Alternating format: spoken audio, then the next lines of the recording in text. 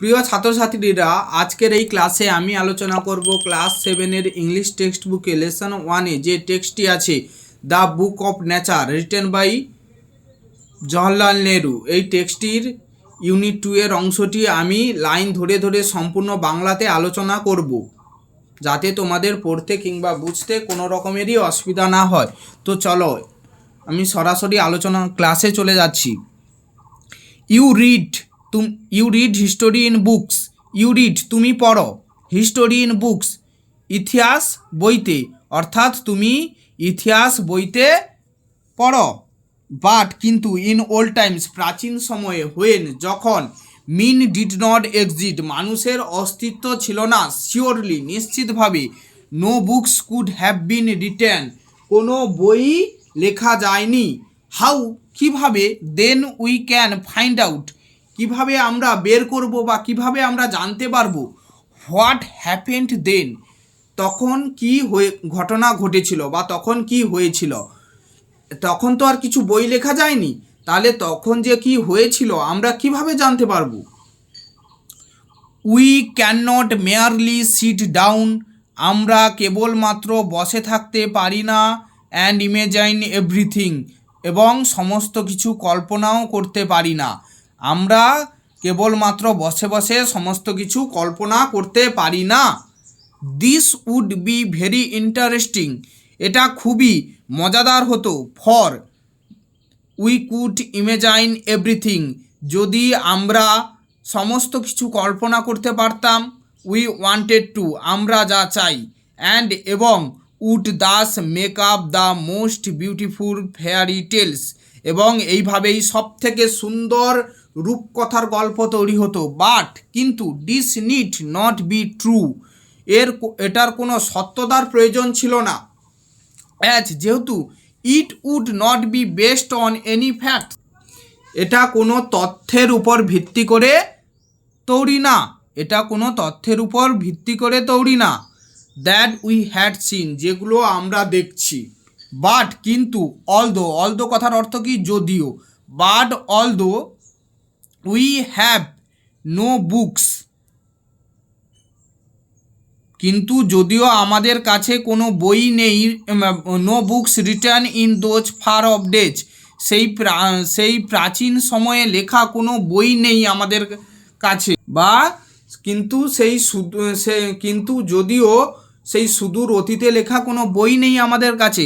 Fortunately ভাগ্যক্রমে, fortunately কথার অর্থ কি ভাগ্যক্রমে, উই হ্যাভ সামথিংস আমাদের কাছে আছে কিছু জিনিস, হুইচ টেল আস যেগুলো আমাদের বলে, এ গ্রেট ডিল অনেক কিছুই, অ্যাজ ওয়েল অলমোস্ট প্রায় একটি বইয়ের মতোই, উই হ্যাভ আমাদের আছে রক্স পাথর, অ্যান্ড এবং মাউন্টেন্স পাহাড়, অ্যান্ড এবং সিজ সমুদ্র, অ্যান্ড এবং স্টার্স তারা, অ্যান্ড এবং রিভার নদী, অ্যান্ড ডিজার্টস এবং মরুভূমি ডেজার্টস অর্থাৎ and fossil of old animals এবং প্রাচীন জীবজন্তুর জীবাশ্ম এবং কি প্রাচীন জীবজন্তুর জীবাশ্ম, these and other like things are our books এই সমস্ত এবং এই রকম অন্যান্য জিনিস হলো আমাদের বই।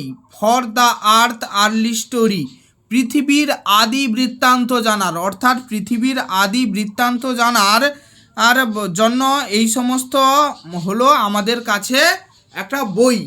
অর্থাৎ কোনগুলো, এই যে পাহাড় পর্বত সমুদ্র তারা নদী মরুভূমি জীবাশ্ম অর্থাৎ পুরনো প্রাচীন জীবজন্তু জীবাশ্ম, এগুলো হলো কি আমাদের কাছে একটা বই। কি জানার? পৃথিবীর আদি বৃত্তান্ত জানার। অ্যান্ড এবং the real way to understand this story এবং এই গল্পটি পৃথিবীর যে আদি বৃত্তান্ত এটা বোঝার প্রকৃত উপায়, is not merely to read about it এই লাইনটা আরেকবার পড়ছি দেখো, অ্যান্ড এবং the real way to understand this story এই গল্পটি বোঝার প্রকৃত উপায় is not merely to read about it in other people's book, কেবলমাত্র অন্যান্য মানুষের লেখা বই পড়ে নয়, বাট কিন্তু to go to the great book of nature itself, আমাদের মহান প্রকৃতির বইয়ের শরণাপন্ন হতে হবে, আমাদের মহান প্রকৃতির বইয়ে যেতে হবে। You will I hope soon, আমি আশা করছি, you will I hope soon begin to learn, আমি আশা করছি তুমি শিখতে শুরু করেছো। How to read this story, কীভাবে এই গল্পটি পড়তে হয়। ফ্রম রকস অ্যান্ড মাউন্টেন্স, পাথর এবং পাহাড় থেকে কিভাবে এই গল্পটি পড়তে হয়, আমি আশা করছি তুমি এটা শিখতে শুরু করেছো। Imagine how fascinating it is, কি ব্যাপারটা কি দারুণ না, বা কি ব্যাপারটা কি মজার না। ফ্যাসিনেটিং কথার অর্থ কি? চার্মিং, অর্থাৎ মনোমুগ্ধকর বা very interesting. Every little stone,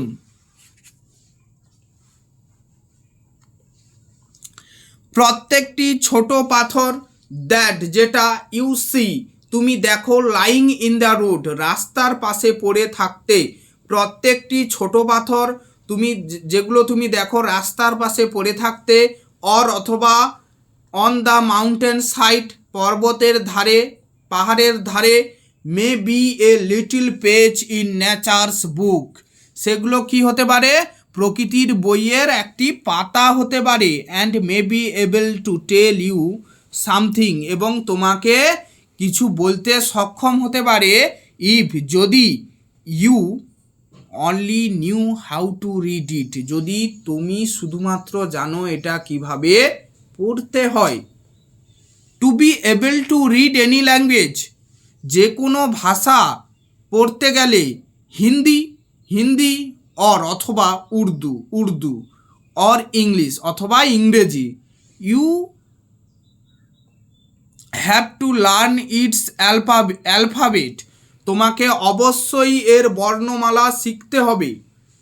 so also you must learn the alphabet of nature, তাই তোমাকে অবশ্যই জানতে হবে প্রকৃতির বর্ণমালা। Before you can read her story in her books of stone and rock, তারপর তোমাকে এর গল্প পড়ার আগে, তোমাকে এর গল্প পাথর এবং নুড়ি, অর্থাৎ প্রকৃতির নুড়ি পাথরের বইয়ে এই প্রকৃতির গল্প পড়ার আগে তোমাকে এর অ্যালফাবেট তোমাকে অবশ্যই জানতে হবে, অর্থাৎ প্রকৃতির অ্যালফাবেট তোমাকে অবশ্যই জানতে হবে। Even now perhaps you know a little, এখন হয়তো তুমি খুব অল্পই জানো, হাউ টু রিড দিস, কীভাবে এটা পড়তে হয়।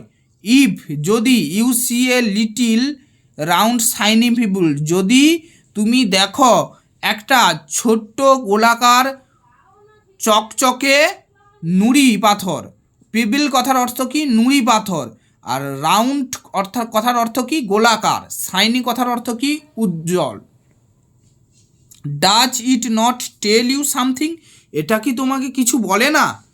How did it get round and smooth and shiny without any corner or rough edges,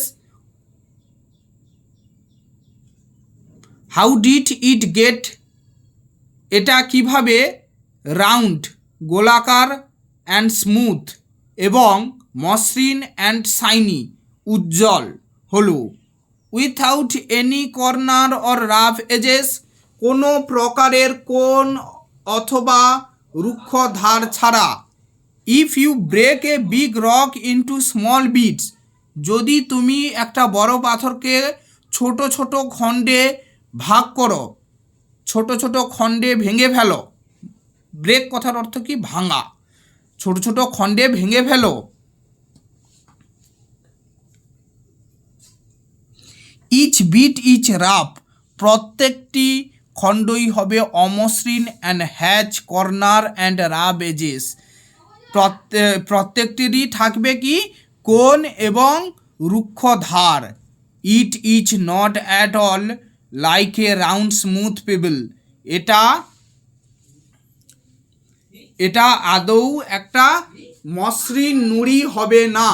how then did the pebble become so round and smooth and shiny, কীভাবে তাহলে এই নুড়ি পাথরটা এত গোলাকার গোলাকার, স্মুথ কথাটা মসৃণ এবং চকচকে হলো? It will tell you it story, এটা তোমাকে এর গল্প বলবে। ইফ, যদি, you have good eyes to see, যদি তোমার ভালো চোখ থাকে এটাকে দেখার, and ears to hear it, এবং কান থাকে এটাকে শোনার। ইট টেলস ইউ, এটা তোমাকে বলবে, দ্যাট যে ওয়ান্স আপন এ টাইম, একদা এক সময়, ইট মে বি লং এগো, সুদূর অনেক আগে, ইট ওয়াজ এ বিট অফ রক, এটা একটা পাথরের খণ্ডই ছিল, একটা পাথরের টুকরো ছিল। জাস্ট লাইক দ্য বিট, ঠিক যেমন করে টুকরো, you may break from a big rock or stone, একটা বড় পাথর থেকে কিংবা নুড়ি থেকে তুমি ভাঙো, কিংবা নুড়ি থেকে তুমি ভেঙেছো। With plenty of edges and corner, যার কি আছে?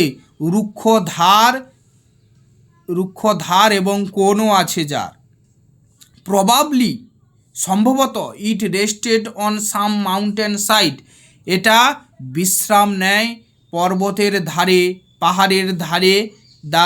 দেন কেম দ্য রেন, তারপর বৃষ্টি আসে, অ্যান্ড ওয়াশড ইট ডাউন, এবং এটাকে ধুয়ে নিয়ে যায়, টু দ্য লিটিল ভ্যালি, ছোট্ট উপত্যকায়, হোয়ার, যেখানে it found a mountain stream, যেখানে এটা খুঁজে পায় একটা পাহাড়ি ঝর্ণাকে, which pushed it on and on, যেটা একে ঠেলে নিয়ে যায়, টিল, যতক্ষণ না it reach a little river, যতক্ষণ না এটা একটা ছোট্ট নদীতে পৌঁছায়, অ্যান্ড, এবং দ্য লিটিল রিভার টু গিট, এবং সেই ছোট্ট নদীটি এটাকে বয়ে নিয়ে যায় টু দ্য বিগ রিভার, বড় নদীতে, অ্যান্ড, এবং all the while it ruled at the bottom of the river, এবং এই সমস্ত কিছুই হয়, সে নদীর নিচে গড়তে যায়, সে নদীর নিচে সে গড়তে যায়,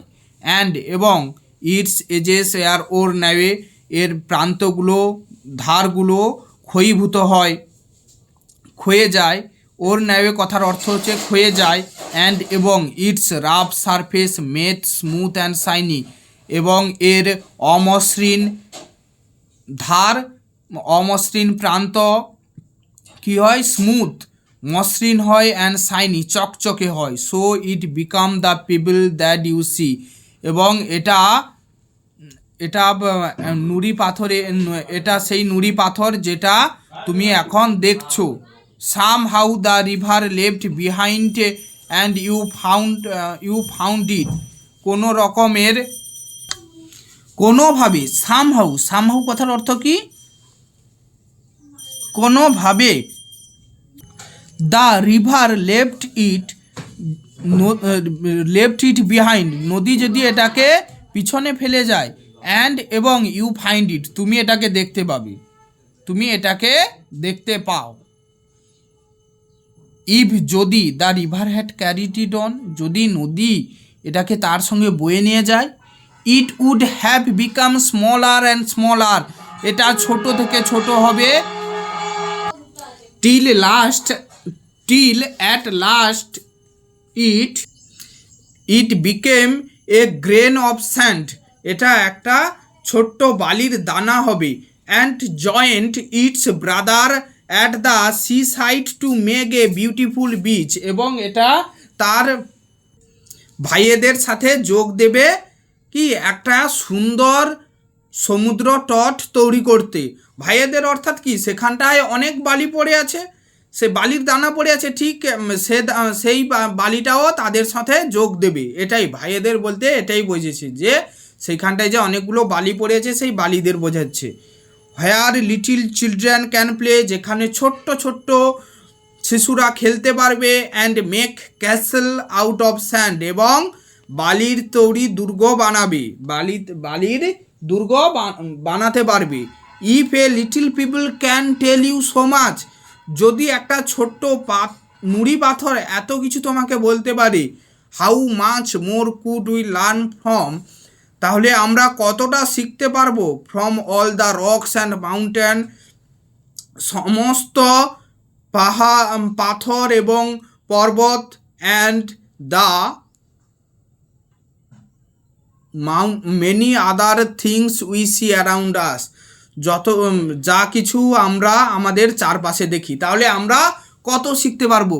অর্থাৎ কি, যে একটা ছোট্ট নুড়ি পাথর যদি আমাদের এতটা গল্প বলে, বা এতটা পৃথিবীর আদি বৃত্তান্ত জানার জন্য এতটা বলে, তাহলে আমরা আরও আমাদের চারপাশে সমস্ত কিছু যে আছে সেগুলো থেকে আরও কতটা জানতে পারবো। অর্থাৎ আমরা যদি সঠিকভাবে অবজারভার হই, তাহলে আমরা এই প্রকৃতি থেকে অনেক কিছুই শিখতে পারবো। পণ্ডিত জওহরলাল নেহরু এটাই আমাদের বোঝাতে চেয়েছেন। আমাদের অর্থাৎ অর্থাৎ পণ্ডিত জওহরলাল নেহরু তার মেয়েকে যে চিঠিটা লিখেছে, তার মেয়েকে এই চিঠিটার মাধ্যমে এগুলো বোঝাতে চেয়েছিলেন। আজকের এই পর্যন্ত, নেক্সট দেখা হচ্ছে পরের কোনো ক্লাসে। সবাই ভালো থাকো, সুস্থ থাকো। যদি এই ক্লাসটি তোমাদের ভালো লাগে তবে এই ভিডিওর শেষে একটি লাইক এবং কমেন্ট সেকশানে কমেন্ট করে জানাবে যে এরপরে কিসের ক্লাস চাও, এবং বন্ধুদের মধ্যে শেয়ার করবে। তোমরা লাইক করলে কি হয়, আমাদের ক্লাস করতে ভালো লাগে। আজ এই পর্যন্ত।